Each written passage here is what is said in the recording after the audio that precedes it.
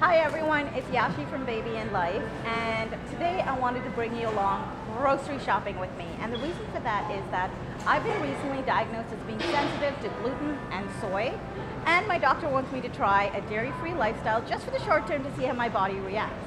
Now, the rest of my family still eats gluten and soy and everything else, so cooking and shopping for things, it's a bit challenging. And I thought I'd bring my naturopathic doctor, Dr. Lisa Watson, grocery shopping with me. Welcome. Thank you for joining us. Thank you. And why don't you introduce yourself? So I'm Dr. Lisa Watson. I'm a Toronto naturopathic doctor with a focus on women's health and hormone balancing. I also do a lot of work with gut health, lifestyle changes, and vegetarian diets. Yes. Okay, so I know that most of my plate and my family's plate needs to be fruits, Absolutely. veggies, Yeah. bit of protein. But the part that I find challenging is I'm going to pasta because gluten-free pasta options are so easy and they're good in terms of taste. Yeah. And rice. But if you could help me kind of go down the pasta aisle and find some alternatives. There are so many now. Okay. Yes, all right. 'Cause absolutely. I actually don't know too many. The other one is treats because I still like to eat my treat. Absolutely. I love cheese, so I need to figure out how I can still keep the dairy. Yeah, you gotta live your life. Yep. So that's what we're gonna do today. All right. All right. Okay, so snacks. My go-to on the couch, popcorn. Okay. And we make it like I don't buy the buttered popcorn. Yeah, I might no buy a bag, microwave but popcorn. Yeah, no, Yeah, we've excellent. got the grinder. What else can I be eating? Okay, so the first thing is, I gotta just comment, mindless eating on the couch, maybe Yes. not the best option, right? They've looked at studies of caloric intake and found that people who eat after dinner often eat upwards of a third of their calories just after dinner. And during that time, you're not doing anything. You're not metabolically active at all. Like you're True. basically sitting just there. Yeah. like fat storage central when you do that. So that's the first thing I have to say is like, really be mindful of eating after dinner. Often it's not a matter of hunger, it's that you haven't been eating appropriately all day long, right? That's true. But you know, if you have your dinner early with kids, you're eating dinner at 5:30, get snackish at 8:30, that happens. That's okay. It's all about the planning ahead of time. So if you like something salty like popcorn, I tend to recommend going for nuts and seeds instead. Popcorn has very little nutritional value to it. It's really just a carbohydrate. Okay. That's all. There's nothing else to it. But when you go for nuts and seeds, you're getting fats and proteins as well. And yeah, they may be higher in calories, but you eat fewer of them. You get some of the benefit. They're very nutritiously dense, especially seeds. I would consider switching to things like almonds, even pistachios, right? Like pistachios are delicious. Who doesn't like pistachios, right? So that's a much better option. And do I buy the salty variety? Is that okay? You know, a little bit of salt is not bad. My concern more is that we want to go raw rather than roasted whenever we can with things like almonds, right? Yeah. So that it's not degrading the fats in them. I tend to salt mine at home so that I can have a little less salt. Oh, yeah, So sort of salt to my taste, or I can use a flavored salt. Like I have a turmeric salt or sriracha salt. Gives it that little kick that I'm looking for when I do it at home. Yeah. Okay, I need to go find sriracha salt. Yeah, right? Yeah. I can hook you up. All right.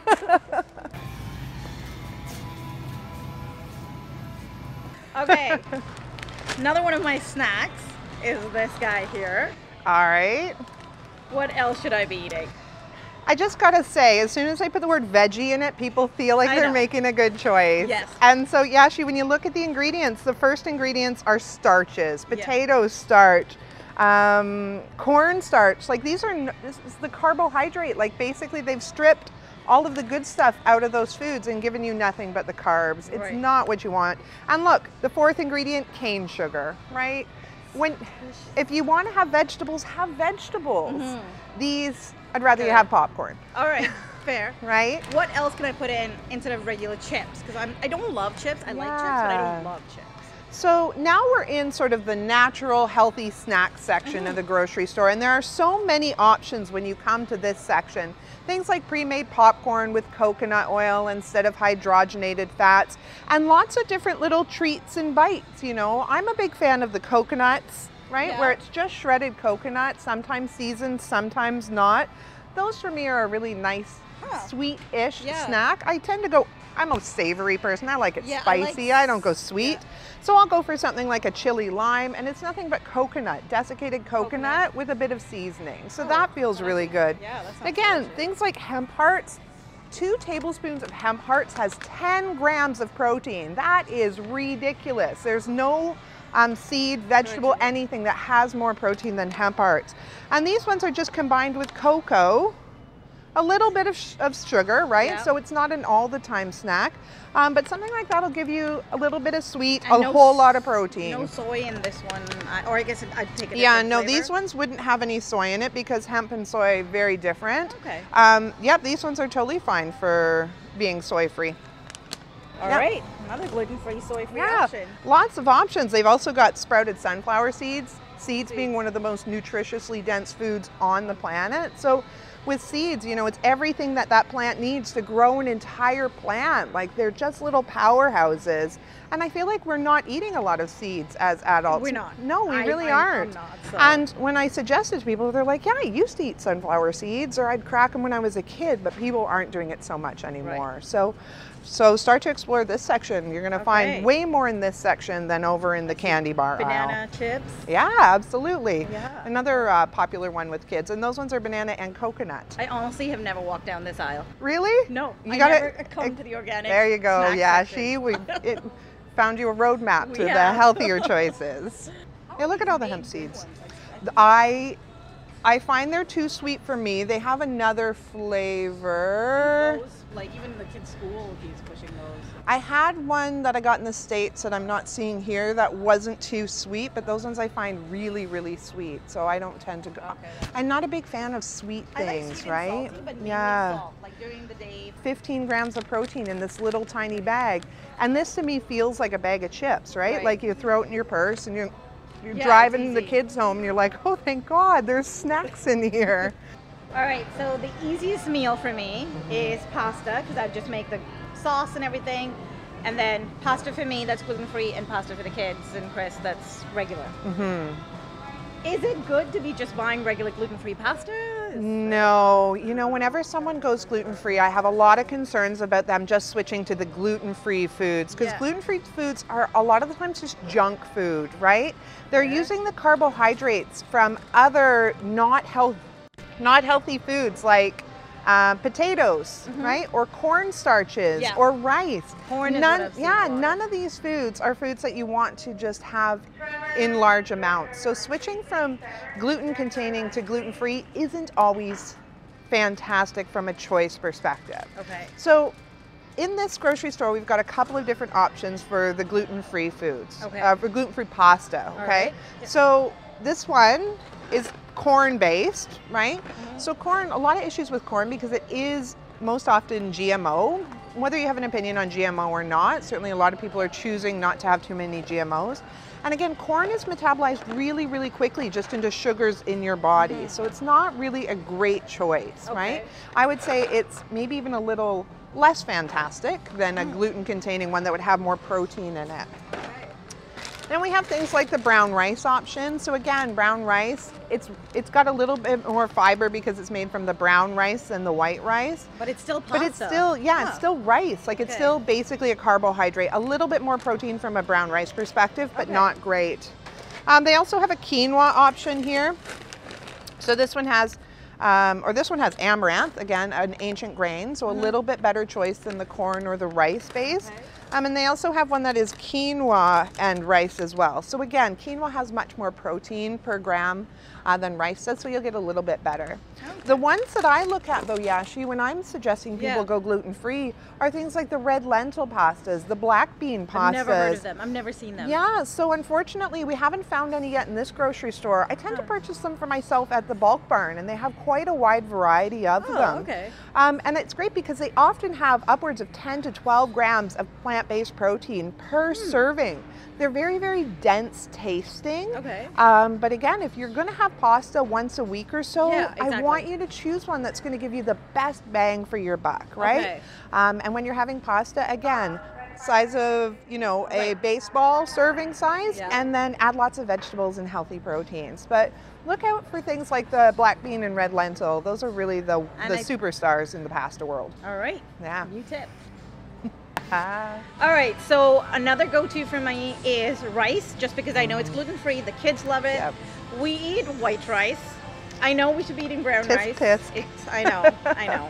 But we usually have rice at least once a week. Once or Okay. twice a week Yeah. is rice. So what else should I be? Every country around the world has a staple grain. Yeah. And for some reason, we've really resonated with rice, one of the typical Asian grains. But there are so many different options that are gluten-free, okay?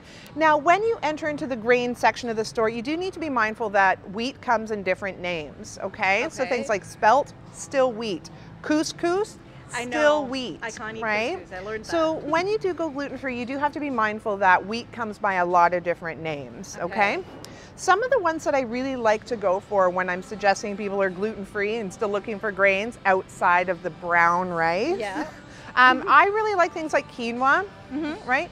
Quinoa, again, technically a seed, not a grain, but super high in protein. Got a more complete amino acid profile than some of the other grains, as well as it has a high amount of B vitamins and zinc. So it's really a good nutritional bet for you. When you're new to it, you can also get it mixed with brown rice, right? So that you can start to sort of train your palate to enjoy That's a good tip. quinoa. I should try that. And most of these grains are cooked exactly the same way as rice. Just 1 cup of grain, 2 cups of water, cook it until the water absorbs. So it's not, a lot of times people are a little nervous, like I don't know how to cook amaranth or quinoa. I've never and it's heard of all the amaranth. same. Just another ancient grain from another place, right? I think amaranth is from South America. Okay. One of my favorites, and I'm so glad it's here, is frique. Okay, now frique unfortunately is a green wheat, so it's not great for being gluten-free. Oh, okay. But it's super high in protein, so I'm really happy to see more places carrying it, okay? Otherwise here, yeah, we've got lots of different choices of quinoa. They even have mixes to make your own burgers. Like there's so much option. And again, looking into the grains, like any of the different grains, amaranth, frique, I might quinoa. love Israeli couscous. Yeah, so But that's gluten, right? it's so gluten, Yeah. Okay. all very good. gluten. But you could make like this, cook it the same way, but use quinoa instead, right? Like whenever Yeah. I make a I'll eat it. salad, Yeah, I'll right? eat quinoa, but the kids don't. Yeah, same if I'm going to switch from barley, I'll use wheat berry, which doesn't have wheat. Oh. The naming of grains is confusing. I have a whole article on my website that that leads you through the complexities of we'll that. drop that link below. Yeah, so absolutely. you can just check Perfect. that out. Okay. Yeah, all right. Okay, treats. Here we go. So I used to eat chocolate, but I cannot because a lot of chocolate I've noticed have soy in it and of course dairy. Yeah, So absolutely. unless I get 90%, but even that I'm not sure of the dairy content. Yeah, there shouldn't be any dairy content in a product that has 90%. Okay. Go ahead, it's okay. Yeah. We can just start again. Hilarious. Blooper reel. Okay, so when it comes to chocolate, yeah, I think it's about 70% shouldn't have any milk solids in it, but you have to double check on that because I'm not much of a chocolate person. So I usually tell people 70% and above, you're likely to be okay, but check on the wrapper. Okay. And now that we're into warm weather, isn't it beautiful finally. today? My gosh, long winter. Ice cream season. It really is. And this for me is one of the easiest changes to make in a dairy-free diet because there are so many options nowadays. That is true, yeah. And people are really excited when they hear like, oh, thank goodness, I don't have to give up my ice cream. Yeah. So when I'm suggesting that we look for dairy-free, we have a couple of options. A lot of gelato is naturally dairy-free, so most ice cream shops will be able to give you like a dairy-free option there. Now remember, of course, they're all going to have tons of sugar in them. Dairy-free does not mean healthy. Treat, right? It's a treat. But a treat, exactly. So that's a fine option as well. We've got here in the alternative dairy section in the freezer, we've got options that contain, things like the sorbets and things that don't have any dairy in them. As well, we have the coconut and cashew options. So my favorite are actually these coconut bliss bars. You see those right there? They're fantastic. The first time I had one, I was in Mexico, and I ate one like every day the entire time I was in there in Mexico. Dairy-free, yeah, they are made with just soy milk, or not soy milk. Goodness, coconut milk. They're dairy-free, soy-free, gluten-free. They taste amazing. All right. Okay. They're not too sweet. They just have that nice, light, natural coconut flavor. They're very, very very refreshing. Okay. But if you like it a little sweeter, you can get things like caramel flavored, and you can get chocolate and vanilla and all the other flavors you want, just made with coconut milk or made with like cashew milk. So lots of choices in moderation. Right, that's fair. But all things in moderation, Exactly. including moderation. So And that's the lifestyle I want. right? Yes. All right, cheese. Yes. Like, honestly, I love cheese. It's my snack. And now you want me to try dairy-free? Yeah. Right? Just for the short term. Yeah, we're giving it a try. So, a couple of friends told me about Daya. That's the only one that I know of. Okay. That's cheese. And to be honest, I haven't actually purchased it, so I don't know if it actually tastes like real cheese. Okay. I don't. But is there something, what do you use? So when it comes to cheese, I usually like to encourage people to give it a try going dairy-free with the dairy-free cheeses, just knowing that it's not completely the same flavor. Okay, now, Daya is one of the oldest ones in the market for alternative cheeses. It has been around as long as I've been a vegetarian, and I've been a vegetarian for about 29 years. So it's been a mainstay in this environment. Nice thing about Daya is that it melts. Right? So you can make like a grilled cheese, or you can make like a cheesy pasta, and it will melt and give you that texture of cheese. Okay. It has a really nice flavor, but you know, you just have to accept that it might not taste exactly the way you remember. Right. Especially not the good cheese. Right? Yes, it's not going to remind you of that.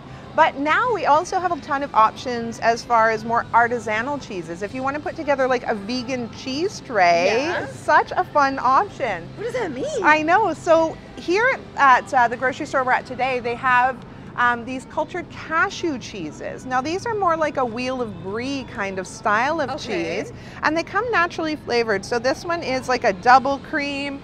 They have a garlic and fine herb one, and they have a really nice, smooth, creamy texture and have a little bit more of that brie-like flavor. Okay. You can also go with ones that are more, again, a cashew base, so caution with like nut allergies, but ones that are more like a goat cheese texture and flavor as well. So you can do this, Yashy. You can have a vegan cheese tray, right? So give that a try.